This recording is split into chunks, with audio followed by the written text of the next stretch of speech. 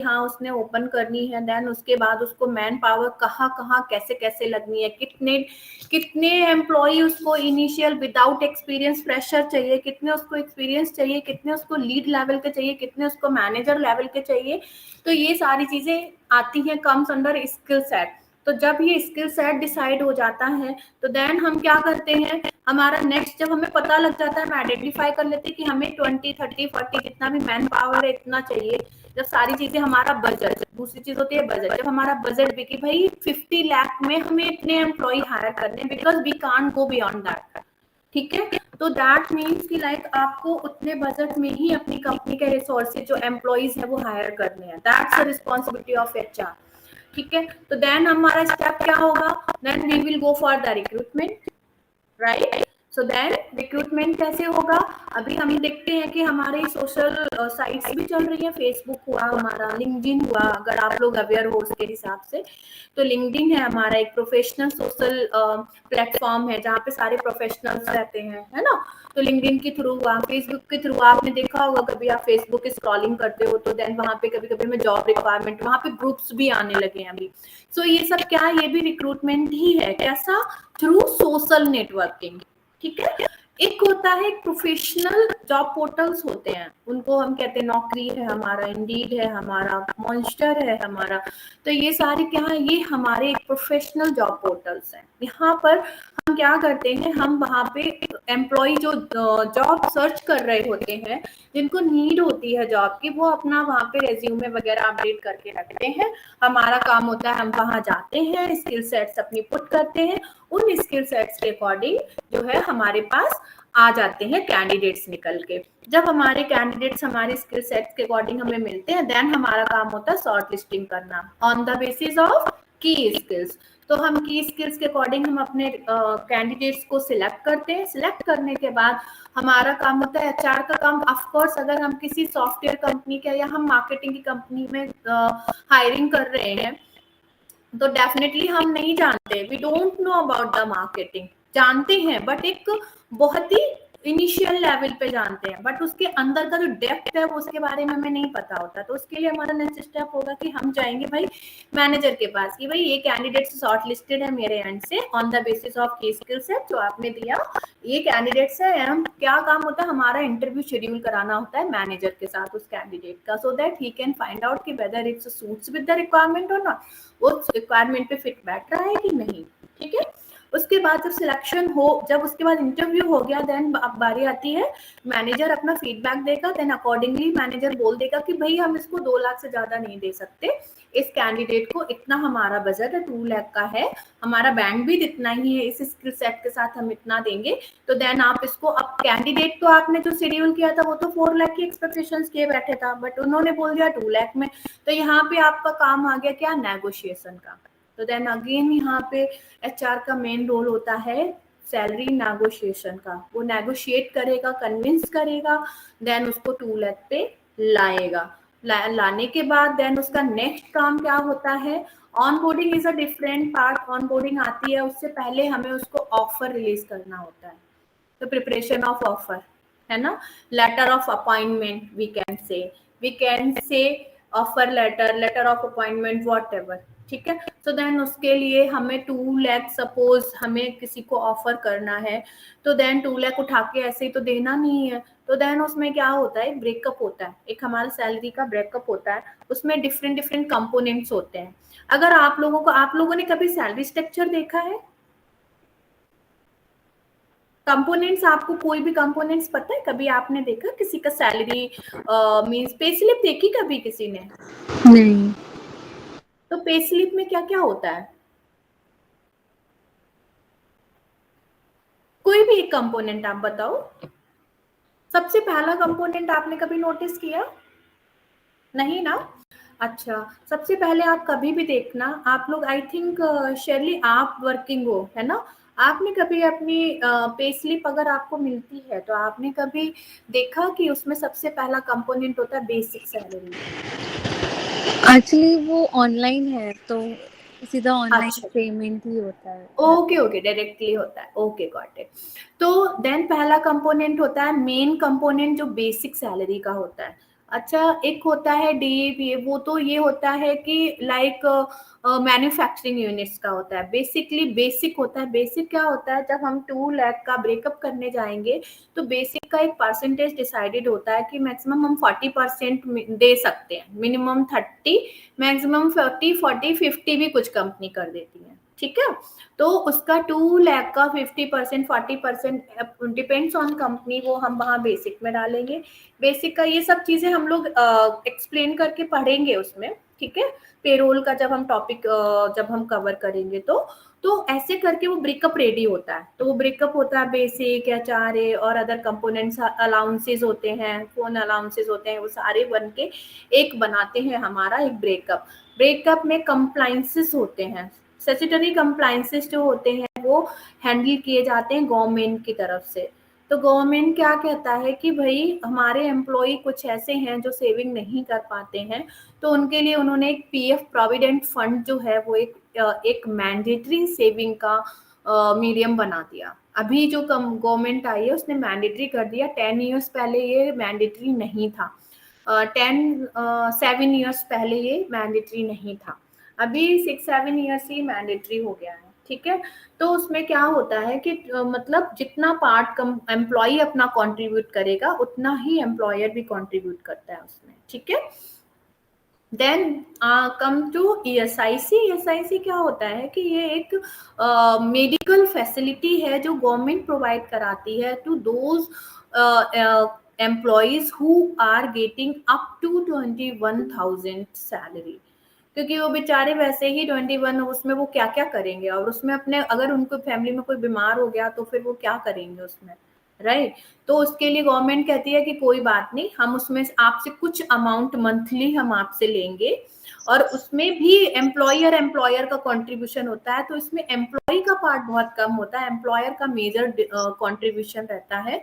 और गवर्नमेंट कहती है कि भाई एम्प्लॉयर को बोल देती है कि ये मैंडेटरी है, आपको सबमिट करना ही है हर एम्प्लॉय का, whoever is getting up to 21,000, ये आपके लिए मैंडेटरी है। तो वो एक होता है मेडिकल कवरेज ऑफ जो भी डिपेंडेंट है उस एम्प्लॉय के ऊपर, सारे एम्प्लॉय के फैमिली वाले उसमें कवर्ड होते हैं, so that they can take a medical facility from government. एक सर्टेन अमाउंट तो होता है, उससे वो डिडक्ट होता है एवरी मंथ, तो दैट इज कॉल्ड ईएसआईसी। तो जब हम ऑफर बनाते हैं तो हम वो भी मेंशन करते हैं, ईएसआईसी भी करते हैं, ठीक है। मैम ईएसआई कटता है उसमें, हाँ, ईएसआई कटता है जो, राइट, कटता है ना। जिनकी सैलरी ना 21,000 तक होती है, उससे ऊपर वालों का नहीं कटता। रीजन ये है कि उससे ऊपर वालों को भाई गवर्नमेंट कहती है अभी ये हाई पेड मतलब हायर सैलरी ले रहे हैं, हायर पेड है, तो देन आप इनका एक अलग से प्राइवेट मेडिकल इंश्योरेंस कराओ जिसमें इनको कवर्ड कराओ, ठीक है। तो वो कहती है भाई यहाँ से मेरी रेस्पॉन्सिबिलिटी खत्म, गवर्नमेंट कहती है, बट इट्स अगेन मैंडेटरी कि लाइक आपका each and every employ should be covered, ठीक है। तो ऐसे करके ये ईएसआईसी हो गया। ग्रेचुटी होता है हमारा, gratuity is a different thing. Gratuity ऐसा होता है कि जब हम एक कंपनी में लगातार 5 इयर्स तक काम करते हैं तो देन हम उसके लिए एलिजिबल होते हैं, बट उसका कोई ऐसा डिडक्शन नहीं होता है सैलरी से, ठीक है। और ये दो कंपोनेंट जो होते हैं, एक होता है प्रोफेशनल टैक्स, प्रोफेशनल टैक्स का भी डिडक्शन मंथली बेसिस होता है, बट ये प्रोफेशनल टैक्स सारी स्टेट्स लागू नहीं करती हैं, सारी स्टेट्स में नहीं है एप्लीकेबल, ओनली कुछ स्टेट्स एप्लीकेबल किए हुए हैं, कुछ नहीं किए हुए हैं। तो depends on state to state, आप किस स्टेट में जॉब कर रहे हो, ठीक है। सपोज दिल्ली एनसीआर में पीटी नहीं है, प्रोफेशनल टैक्स नहीं है, महाराष्ट्र की बात करो तो यहाँ पे है, ऐसे करके कुछ कुछ स्टेट्स में है, कुछ कुछ स्टेट्स में नहीं है। तो एक सर्टन अमाउंट डिसाइड करती है स्टेट गवर्नमेंट कि भाई एवरी एम्प्लॉय हैज टू पे जस्ट 200, कोई 200 लेता है, कोई 250 लेता है, तो डिपेंड्स स्टेट टू स्टेट। तो अकॉर्डिंगली वो पीटी डिडक्ट करके देन हमें सैलरी ब्रेकअप बनाना होता है। देन हम उस ब्रेकअप को 2 पार्ट में करते हैं, ग्रॉस होता है, एक सीटीसी होता है, सीटीसी होता है टोटल कॉस्ट टू कंपनी, जिसमें एम्प्लॉयर का पार्ट भी ऐड होता है। ये सब चीजें हम ब्रीफ में उसमें बात करेंगे जब हम पेरोल कवर करेंगे उस टाइम पे, ठीक है। तो क्या होता है कि उसमें means like gross and CTC बनाते हैं, तो ग्रॉस जो होता है उसका एम्प्लॉय का अपना पार्ट होता है जिसमें से वो सिर्फ और सिर्फ अपना पीएफ और ईएसआईसी कटाएगा, रेस्ट उसकी इन हैंड होगी। बट सीटीसी क्या होता है कि सीटीसी दोनों एंड का पीएफ और ईएसआईसी ऐड किया होता है, ठीक है। So this is called like a salary breakup, ठीक। सो देन हमने क्या किया, अब हमारा कैंडिडेट फाइनल हुआ, हमने उसका ऑफर लेटर रिलीज किया, ठीक है। ऑफर लेटर रिलीज करने के बाद हमने उसको टेंटेटिव डेट दे दी, सारा कुछ दे दिया। देन उसके बाद हमने उससे बोला भाई आप कब ज्वाइन कर रहे हो, तो कभी कभी ऐसा होता है एम्प्लॉय कहता है कि भाई इस डेट को नहीं, हमारी एक्सटेंड कर दो, जो भी है रीजन देता है। तो देन हम बात करते हैं डिपार्टमेंट से, ठीक है, अगर हम एक्सटेंड कर सकते हैं ज्वाइनिंग, तो देन अकॉर्डिंगली फाइनली वो डे आ जाता है जिस डे में वो एम्प्लॉय ज्वाइन करने वाला होता है। तो day of first day of employ क्या होता है, उस दिन होता है हमारा काम इंडक्शन, ऑन बोर्डिंग, ठीक है। ऑन बोर्डिंग में क्या होता है कि सारा जो भी चीजें होती हैं हमारी रिलेटेड टू कंपनी, हमारा ऑर्गेनाइजेशनल स्ट्रक्चर, लाइक हमारा हिरार्की, किस हिरार्की में हम काम करते हैं, ठीक है, हमारी अटेंडेंस की पॉलिसीज, हमारी हमारी like leave policies, how he can और she can apply for the leave, each and everything we have to discuss, because उनको हमें कंफर्टेबल फील कराना है, रिलैक्स फील कराना है, सो दैट कि वो सारी चीजें जो है जान जाए कि क्या क्या चीजें हैं इस कंपनी के अंदर, कौन से रूल्स एंड रेगुलेशंस हैं, कि हम उनके साथ हमें जो है इस कंपनी के अंदर काम करना है, ठीक है। सो कौन सी चीजें, और उसके साथ साथ अब आप बोलोगे ऑनबोर्डिंग में हम एग्जिट क्यों बोले, एग्जिट के बारे में क्यों बताएं, बट हमें बताना होता है नोटिस पीरियड सर्व कितना नोटिस, इन केस अगर आपको, क्योंकि एम्प्लॉय आया है तो वो कभी ना कभी स्विच भी करेगा कुछ रीजन से, मे बी कोई भी रीजन हो सकता है, तो देन उस टाइम पे हमें उसको क्लियरली मेंशन करना होता है कि भाई अगर आप इन केस आप स्विच करने का सोच रहे हो, आप रिजाइन करते हो, तो आपको इतनी डेज का नोटिस इतना सर्व करना पड़ेगा, एग्जिट इंटरव्यूज के बारे में बताना पड़ेगा। तो सारी चीजें हमें उसको मीन्स फर्स्ट टू एंड तक सारी चीजें उसको, since joining two till exit तक की सारी चीजें हमें उसको एक्सप्लेन करनी होती हैं, so that and related to company also, कि हमारी कंपनी के विजन्स क्या है, आप क्या आप यहाँ पे हायर हुए तो किस लिए हुए हो, देन किस डिपार्टमेंट में आप, कौन आपका रिपोर्टिंग मैनेजर होगा, सारी चीजें हमें बतानी होती हैं, जिससे कि वो जो कैंडिडेट आया वो बहुत ही रिलैक्स एंड फील कर सके, एंड वो फ्रेंडली, उसको ये नहीं लगे कि ये नया है, बिकॉज जब उसको सब पता होगा कंपनी के बारे में तो उसको वो फीलिंग आएगी ही नहीं कि न्यू वाली फीलिंग, क्योंकि उसको पता है सारी रूल्स रेगुलेशंस क्या, आपने ऑलरेडी उसको बता दिया। तो ये सारा काम जो है एचआर का होता है कि ऑनबोर्डिंग उसकी अच्छे से करा देना। लीगल कंप्लायंसेस हमने अभी जस्ट बात ही की थी ऑफर लेटर बनाने के टाइम पे, है ना। टाइम ऑफिस मैनेजमेंट क्या होता है, टाइम ऑफिस मैनेजमेंट होता है जस्ट लाइक अ अटेंडेंस, ठीक है। अटेंडेंस होती है, अटेंडेंस में क्या होता है कि कौन किस डेज पे लीव में रहा है, या सपोज हमारे यहाँ कुछ एक सर्टन पेड लीव्स भी होती हैं, paid sick leave, paid leaves होती हैं, पेड प्रिविलेज लीव होती हैं, सिक लीव्स होती हैं।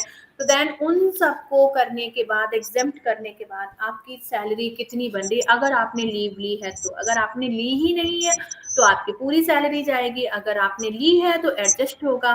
देन प्रोविजन पीरियड, ये सारी चीजें हमें ध्यान में रखते हुए टाइम ऑफिस मैनेजमेंट, या किसी कंपनी में ये भी रूल होता है कि भाई आप एक लेट या 2 लेट तो अलाउ है, देन आफ्टर ऑनवर्ड आपका डिडक्शन होगा। तो ये सारी चीजें जो as per the company policy जो हम अटेंडेंस मेंटेन करते हैं, that is comes under time office management, ठीक है। तो देन उसके बाद ये सारा पेरोल का जो है ना, ये सारा मैंने अभी ब्रेकअप, जब मैंने ऑफर लेटर की बात की थी तो देन आपको मैंने सारी चीजें बताई थी कि कंट्रीब्यूशन, ये सारा प्रोफेशनल टैक्स, लेबर वेलफेयर भी सारी का उसमें सारे स्टेट्स में नहीं चलता है, कुछ ही स्टेट्स हैं जो फॉलो करते हैं इसको, ठीक है। तो इसके ये सारे स्टैट्यूटरी कंप्लायंसेस हैं जो गवर्नमेंट देखता है, लेबर वेलफेयर है, प्रोफेशनल टैक्स है, हमारा पीएफ है, ईएसआईसी है, लेबर लॉज हैं, सॉप एक्ट्स हैं, ये सारे जो हैं, ये सारी चीजें गवर्नमेंट देखता है। गवर्नमेंट के रूल्स एंड रेगुलेशंस के अकॉर्डिंग हमें चलना पड़ता है, कंपनी को चलना पड़ता है, कंपनी डिसाइड नहीं करती है ये, ओके। सो देन इसके बाद ये हो गया पेरोल का सॉफ्टवेयर। सॉफ्टवेयर क्या, कुछ कंपनीज अपना सॉफ्टवेयर चलाती है ना, उस सॉफ्टवेयर में सैलरी बनानी होती है, कुछ अपना एक्सेल पे, छोटी कंपनी है, सपोज 20 एम्प्लॉई है, 25 एम्प्लॉइज ही हैं, तो वो सोचते हैं कि वो सॉफ्टवेयर में, वैसे अभी तो मोस्टली कंपनीज प्रेफर करने लगी हैं क्योंकि उतने अफोर्डेबल सॉफ्टवेयर आने लगे। एक टाइम था कि सॉफ्टवेयर लेना इज लाइक थोड़ा डिफिकल्ट होता था क्योंकि वो कॉस्ट ज्यादा रहती थी, बट अभी तो बहुत कम कॉस्ट पे बहुत अवेलेबल है मार्केट में, है ना। तो उन्होंने एक ऑप्शन भी दे दिया, तो मोस्टली कंपनीज अभी सॉफ्टवेयर चलाती है। लेकिन कुछ कंपनी क्या कहती है कि हाँ सॉफ्टवेयर तो इट्स ओके, लेकिन हमारा सैलरी जो है एक्सेल में भी बनाओ। रीजन ये होता है कि सॉफ्टवेयर में सम टाइम कोई एरर आ जाती है जो हमारे लिए पकड़ना बहुत मुश्किल होता है, तो उस टाइम पे एक्सेल जो है बहुत ही इंपॉर्टेंट रोल प्ले करता है एक्सेल में जो सैलरी होती है, so that we can easily find out where we are lacking.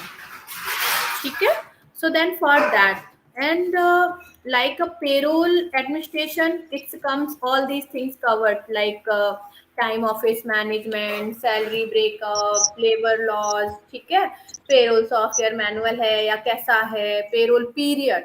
Payroll period क्या होता है, सपोज कुछ कंपनी, अगर आपने कभी अपने सराउंडिंग्स में देखा होगा, कुछ लोग कहते हैं मेरी सैलरी एवरी फर्स्ट को आती है, एवरी मंथ फर्स्ट को आती है, कुछ कहते हैं कि हमारी 30th को आ जाती है ना, कुछ लोग कहते हैं अरे मेरी सैलरी तो 7th को आती है, कुछ ऐसे हैं जिनकी salary 15th of every month आती है। तो this is called a payroll period. ठीक है, कुछ कंपनीज में क्या होता है, रूल होता है भाई हम आपका मंथली नहीं वेट कराएंगे, हम मंथ में 2 बार सैलरी रिलीज करेंगे, बाय मंथली। ठीक है, कुछ कंपनीज कहती हैं भाई हम मंथली ही करेंगे, लेकिन हम एक सर्टेन डेट 7th है हम उसको रिलीज करेंगे, हम फर्स्ट को नहीं करेंगे, है ना। तो this is called a payroll period. ठीक है, कि आपकी सैलरी किस टाइम से किस टाइम तक की कब रिलीज, कब डिस्पर्स्ड होगी सैलरी, तो this is called the payroll period time. Okay, and time office management, I told you, it's just like a type of attendance thing, so keeping a record on the record for the attendance। Okay, and salary breakup, I told you, cost to company, CTC, ये सारी चीजें हम लोग ना detailed में भी discuss करेंगे जब हम ट्रेनिंग लेंगे, तो देन उस टाइम पे हम ये सारी चीजें विद एग्जांपल ट्रेनिंग में भी ये सारी चीजें 1 बाय 1 प्रैक्टिकली हम इनको आगे लेके चलेंगे कि प्रैक्टिकली ये कैसे होती हैं, ये चारे कैसे बनता है, बेसिक कैसे निकालते हैं, ये सारी चीजें हम प्रैक्टिकली एक एक्सेल पे करके लेंगे, पूरी प्रैक्टिस करके लेंगे इनकी। ठीक है, कॉम्पेंसेशन एंड बेनिफिट्स के अंदर आते हैं ये, क्या हमारा ये मेडिकल इंश्योरेंस हुआ, प्रोविडेंट फंड हुआ, बोनस हुआ, ग्रेच्युटी हुआ, रिवॉर्ड्स हुए, है ना। बोनस भी कंप्लायंसेस, स्टैट्यूटरी कंप्लायंसेस है जो हमारे उसके अंडर में आता है, गवर्नमेंट के अंडर में आता है। गवर्नमेंट कहती है भाई जो एम्प्लॉय जो है कम सैलरी मिल रही है उनको भाई ईयरली बोनस भी दो आप, एम्प्लॉयर को बोलती है। ठीक है, तो उसके लिए एम्प्लॉयर को कुछ ना कुछ बोनस के टाइप में देना पड़ता है, हालांकि सारे एम्प्लॉयर नहीं देते हैं, बट अगर आपको कंप्लायंसेस में मीट करने हैं तो आपको बोनस भी देना रहता है। ठीक है, अब बात आती है परफॉर्मेंस मैनेजमेंट की। तो परफॉर्मेंस मैनेजमेंट क्या होता है, जब आपने भाई अपना एम्प्लॉय हायर कर लिया, सब हो गया, ऑफर हो गया, सब कुछ हो गया, आपने ज्वाइन भी कर लिया, बट ऐसा तो है नहीं कि वो सारी जिंदगी आपके साथ उसी सैलरी पैकेज पे काम करता रहेगा, उसको सैलरी भी चाहिए, अप्रेजल भी चाहिए, सैलरी इंक्रीमेंट भी चाहिए और उसको प्रमोशन भी चाहिए। ठीक है, तो वहां पे उसको मेजर करने के लिए हम परफॉर्मेंस मैनेजमेंट को करते हैं। तो परफॉर्मेंस मैनेजमेंट क्या होता है कि आपने ईयरली क्या परफॉर्म किया हमारे साथ, आपको हमने हायर किया, आप पे हमने पूरे साल में इतना इन्वेस्ट किया, एज अ सैलरी दी, आपको जो भी चीजें थी सारी प्रोवाइड कराई, सारी फैसिलिटी दी, सो देन आपके कंपनी को आपके उसके रिटर्न में क्या आया, आपकी परफॉर्मेंस क्या रही, ठीक है, क्या आपने अचीव किया। सो ये सारा जो सर्वे कंडक्ट करना अबाउट द एम्प्लॉय, ये it comes under performance management. इसके लिए क्या होता है, अभी तो कंपनियों ने, पहले तो ऐसा होता था कि कंपनी को एम्प्लॉय को बैक एंड पे मॉनिटर किया जाता था, एम्प्लॉय को पता ही नहीं होता था कि उसको कौन से की फैक्टर्स के अकॉर्डिंग उसको मीन्स वो किया गया है, लाइक एवेल्युएट किया गया है, किस क्या एवेल्यूशन का उसका की फैक्टर क्या था। लेकिन अभी कैसा, अभी कंपनीज कहती हैं कि नहीं, हमारे एम्प्लॉय और एम्प्लॉयर के बीच में ट्रांसपेरेंसी होनी चाहिए, तो वो उसके लिए क्या करती हैं कि एक भाई एम्प्लॉय को भी पूछती हैं कि भाई चलो ठीक है, लीड जो देगा, फीडबैक जो देगा, पहले आप ही बता दो आपने किया क्या है ना, आपने क्या अचीव किया आपके अकॉर्डिंग, या आपको और क्या अच्छा कर सकते हो, आपको किस जगह पे और इम्प्रूवमेंट चाहिए, आपको कोई ट्रेनिंग की नीड है। तो यहाँ पे ये एक ओपन इन्वायरमेंट क्रिएट हो गया है अभी आजकल, जिसको हम बोलते हैं 360 डिग्री अप्रेजल, जिसमें everybody has a right to speak themselves. Employ अपने बारे में ओपनली बात कर सकता है कि भाई मैंने ये किया है, ये मेरा अचीवमेंट है पूरे ईयर का, ये मेरा सारा ईयर का रहा, ये स्किल सेट्स हैं जहाँ पे मैं और आपको कुछ दे सकता हूँ। आप अभी तक मेरा सिर्फ यही स्किल यूज कर रहे हो, बट मैं आपको और भी बहुत कुछ दे सकता हूँ। So these all comes under it.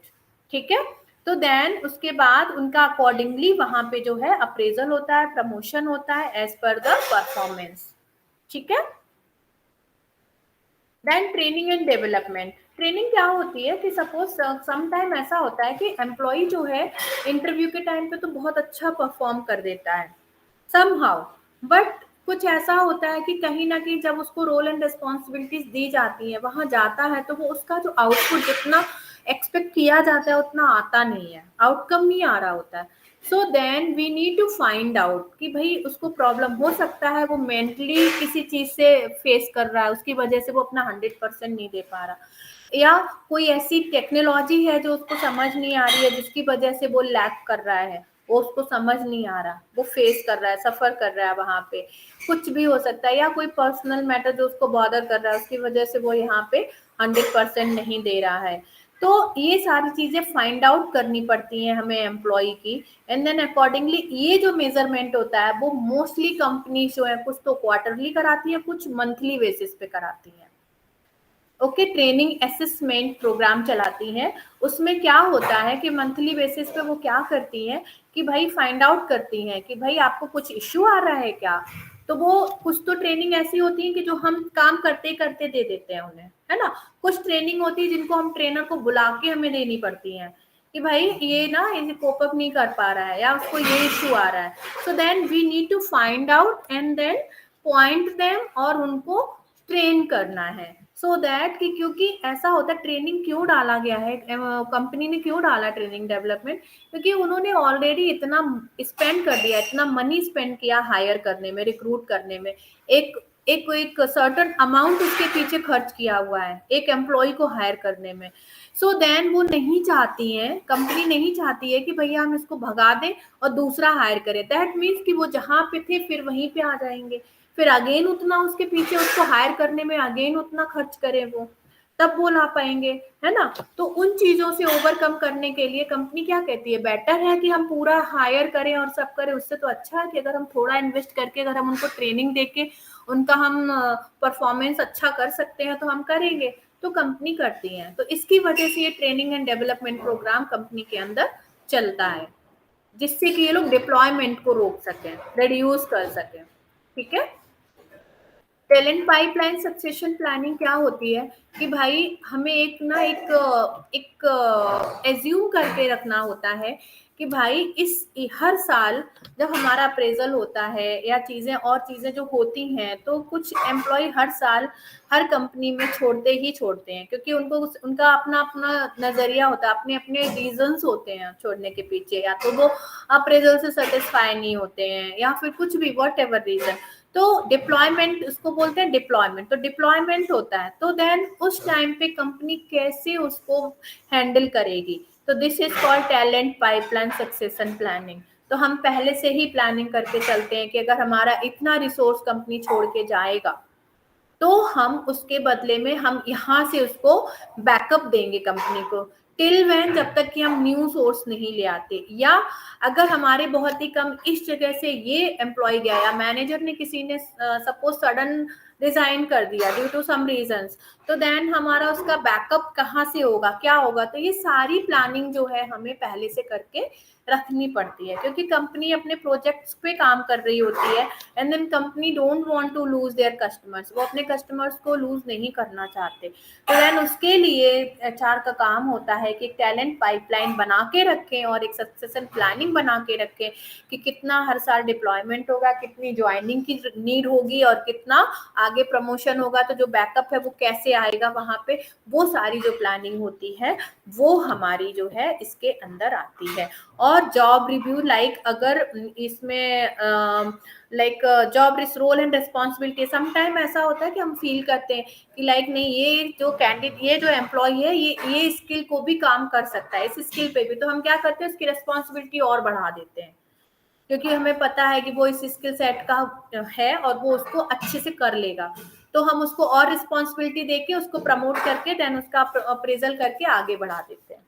तो this is all comes under succession planning. ठीक है। एग्जीक्यूटिव एचआरएम मीन्स जो हमारे डिस्प्यूट्स होते हैं, इंडस्ट्री के डिस्प्यूट्स होते हैं। इंडस्ट्री डिस्प्यूट्स मेनली मैन्युफैक्चरिंग से रिलेटेड होते हैं। अगर आप किसी मैन्युफैक्चरिंग यूनिट का पार्ट बनने वाले हो तो देन वहां पर ज्यादा डिस्प्यूट्स, आपने कभी सुना होगा प्रोटेस्टिंग होती है मैन्युफैक्चरिंग कंपनीज में, है ना।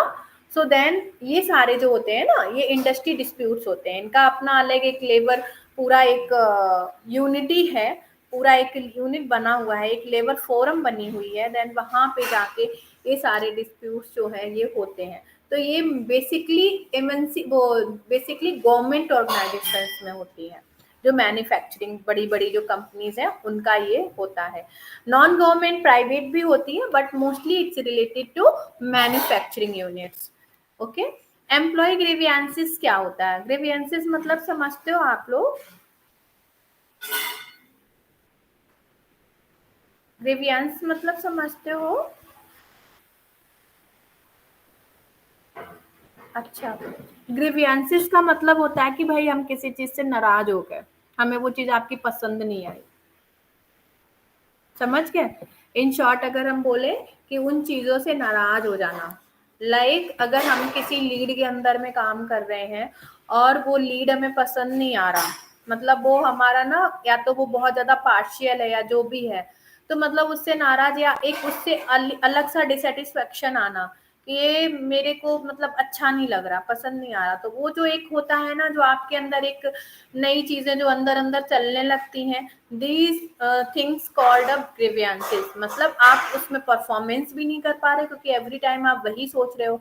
या ग्रीवियंसेस ये भी हो सकता है आपको सैलरी आई, आपने, आपको पता ही नहीं, आपकी सैलरी कटी, आपको ये नहीं मालूम, तो उस टाइम पे आपको बहुत फ्रस्ट्रेशन होता है कि भाई ये मेरे पैसे क्यों कट गए। सो देन ये सारी चीजें जो है सब हैंडल करना एचआर का काम होता है कि भाई जब सैलरी आई तो एम्प्लॉय को प्रॉब्लम हुई, उसने पूछा, उसको गुस्सा आया कि भाई ऐसा क्यों हुआ, तो हमारा काम होता है कि भाई आओ हम तुम डिस्कस करेंगे, मैं आपको रीजन बताऊंगी कि क्यों ऐसा हुआ।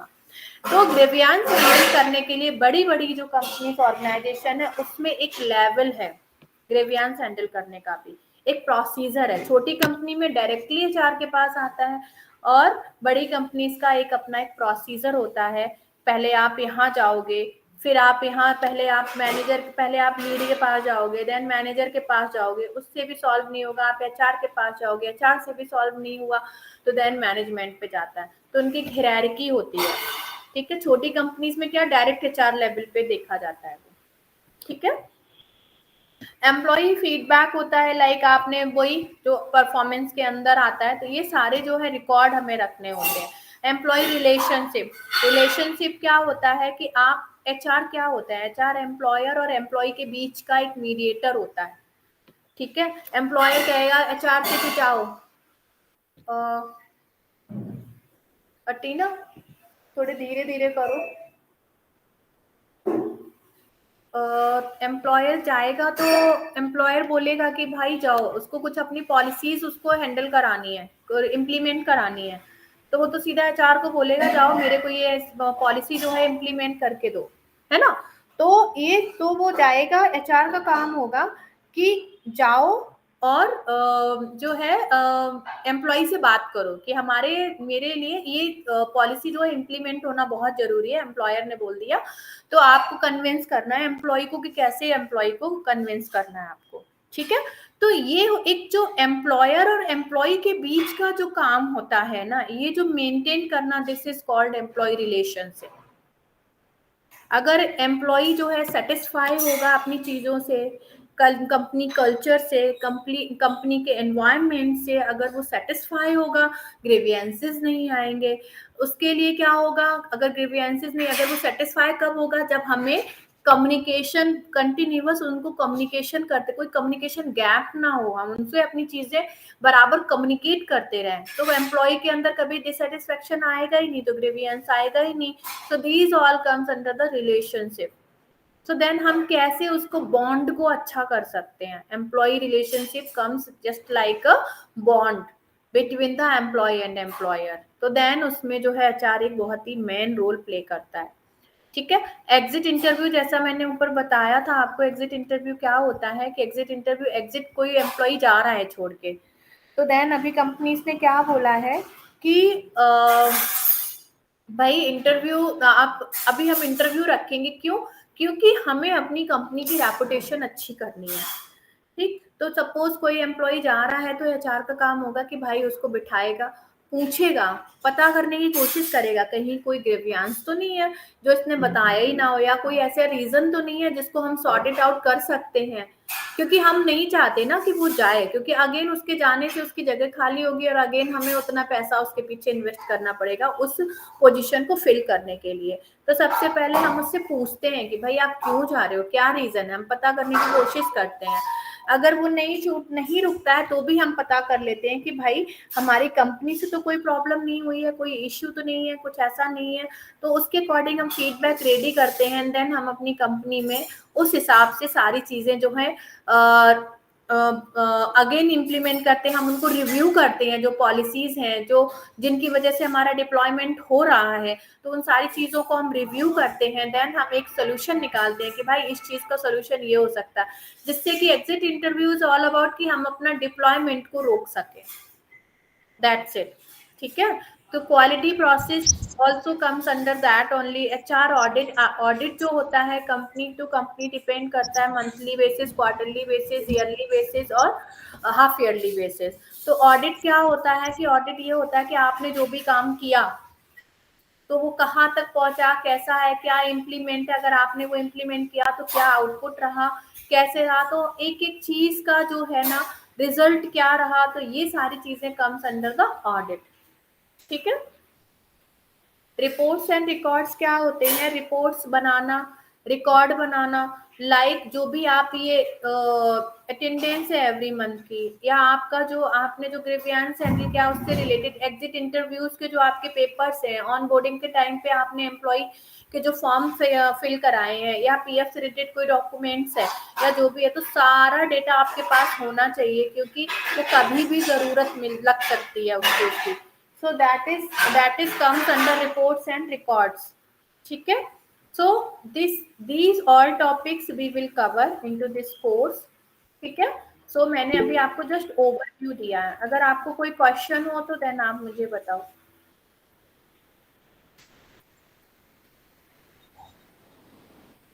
Any question? मैम मेरा क्वेश्चन है। एक सेकंड एक सेकंड।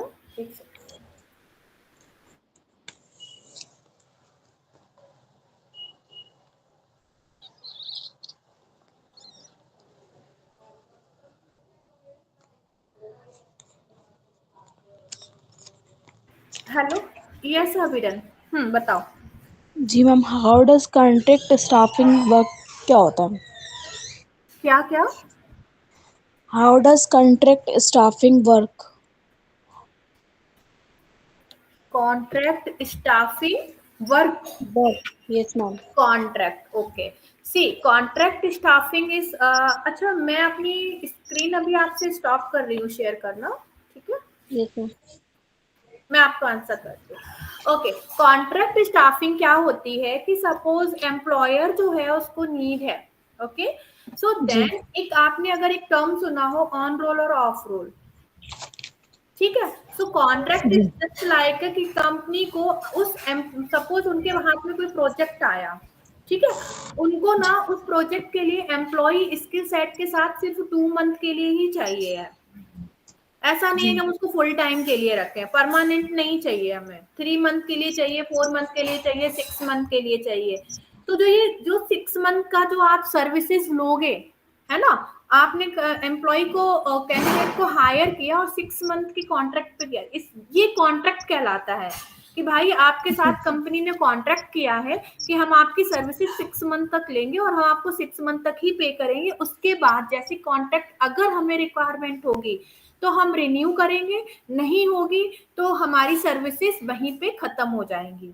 मींस आपको कहने की जरूरत नहीं है कि आप अभी रिजाइन करो या वो करो, कॉन्ट्रैक्ट एंड मतलब आपका एंड डेट, तो एक एचआर के एंड से ईमेल जाएगी कि भाई इस डेट में आपका कॉन्ट्रैक्ट एंड हो रहा है, या हमें अगर उसको एक्सटेंड कराना है तो हम एक्सटेंड करेंगे। तो एक सर्टन टाइम पीरियड के लिए अगर किसी एम्प्लॉय को हायर करना है तो that is called a contract staffing. ठीक है। और इसमें क्या होता है कि सम टाइम कंपनीज क्या करती हैं, जो हमारे कंसल्टेंसीज रहती हैं ना, तो अपने जी पेरोल पे वो लेती भी नहीं है। वो क्या करती हैं, कंसल्टेंसीज को बोल देती है कि भाई हमें 6 मंथ के लिए एक डेवलपर चाहिए, बट हम नहीं उसको अपने पेरोल पे रखेंगे, आप पे करना उनको, हम आपको पे कर देंगे बट आप उनको पे करना। तो this called a contract staffing. Okay ma'am.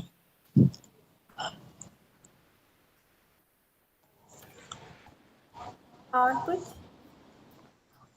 Any question? Ma'am एक ये टैप टू पर्म कॉन्ट्रैक्ट क्या होता है? Means term to perm contract. Permanent. Perm means, perm एक शॉर्ट फॉर्म है, परमानेंट बोलते हैं इसको। जी। तो परमानेंट, पर्म टू क्या बोला आपने? पर्म कॉन्ट्रैक्ट। परमानेंट ये कहलाता है। पर्म जो है ना, पर्म एक शॉर्ट फॉर्म है, परमानेंट कॉन्ट्रैक्ट होता है। परमानेंट कॉन्ट्रैक्ट आप समझ गए हो ना कि भाई आपका परमानेंट फुल टाइम एम्प्लॉय। ठीक है। जी मैम। कॉन्ट्रेक्चुअल मतलब कॉन्ट्रैक्ट, उनसे एक सर्टन कॉन्ट्रैक्ट एक टाइम ड्यूरेशन के लिए कॉन्ट्रैक्ट हुआ है, that is called a contractual. Perm means permanent, मतलब वो परमानेंट हुआ है, अब वो जब चाहेगा, जब वो रिजाइन करेगा तो वो जाएगा। उसमें भी अदर अदर क्लॉजेस होते हैं जो हम कवर करेंगे। ठीक है। ऐसा नहीं है कि अब वो जी जाएगा तो ही जाएगा, ऐसा नहीं है। वो एम्प्लॉयर्स के पास भी राइट होते हैं। Employer also have a right कि वो उसको बोल सकता है, टर्मिनेट कर सकता है। वो कई सारी चीजें उसमें कवर होती हैं। बट अभी फॉर टाइम बीइंग, पर्म मतलब परमानेंट, कॉन्ट्रैक्ट मतलब एक सर्टन टाइम ड्यूरेशन के लिए अगर हम किसी को हायर करते हैं तो that is called a contract.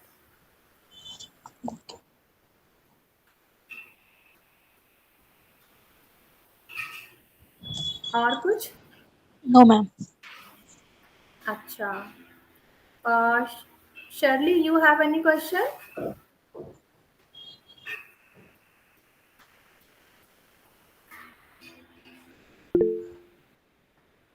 Okay, fine. So, okay, I think if you don't have any questions, so then if have, then ask. Otherwise, I think we have done with demo session, and then all these topics we will cover during the training. Okay, so then okay I'll give you the some practice work also, so that you can do practice at home, and then so that you can feel comfortable with all the terms whatever I just brief you. Okay. So then during the training, one by one topic we will cover. Okay, with the okay. examples. Okay, thank you for joining. Bye bye.